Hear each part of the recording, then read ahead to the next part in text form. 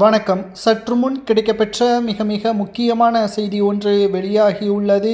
வெற்றி வெற்றி ஓபிஎஸ்ஸிற்கு வந்த மிகப்பெரிய வெற்றி. அதிர்ச்சியில் எடப்பாடி பழனிசாமி அவர்கள் போடி தொகுதியில் ஒட்டுமொத்த அதிமுகவின் உண்மையான தொண்டர்கள் ஒவ்வொரு நபர்களும் சூரியன் சின்னத்தில் முதல் முறையாக வாக்குகளை செலுத்தியுள்ளனர். இதற்கு காரணம் எடப்பாடி பழனிசாமி மட்டும்தான்.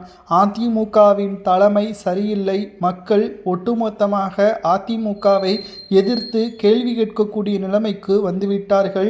ஒரு பக்கம் சசிகலாவிற்கும் மறுபக்கம் ஓபிஎஸ்ஸிற்கும் ஆதரவுகளை தெரிவித்து சென்றுள்ளனர்.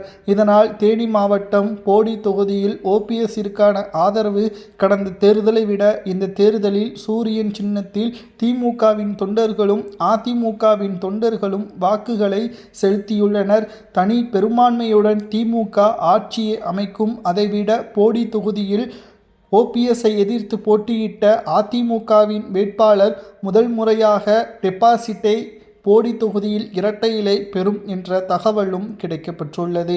எடப்பாடியின் துரோகம், பாஜகவுடன் கூட்டணி வைத்தது, அதிமுகவின் உண்மையான தொண்டர்களுக்கு ஒட்டுமொத்தமான இழப்பை ஏற்படுத்தியது.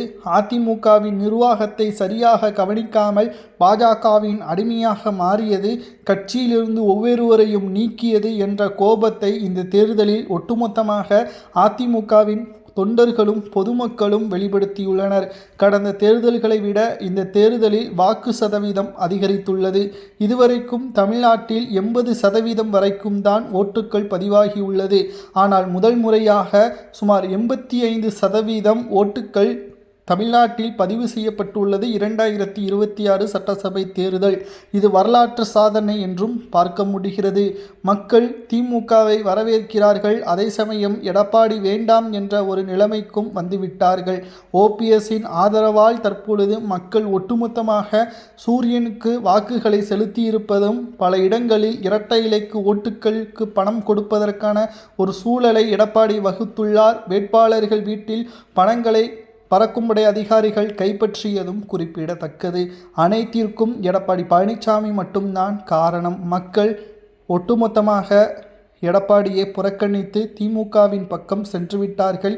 போடி தொகுதியில் தனி பெரும்பான்மையுடன் டெபாசிட்டை அதிமுக இழந்த கையோடு திமுக ஆட்சி அமைத்தால் ஓபிஎஸ்ஸிற்கு வழங்கக்கூடிய முக்கிய பதவி என்ன தெரியுமா? அமைச்சர் பதவி கிடையாது, சபாநாயகர் பதவிதான்.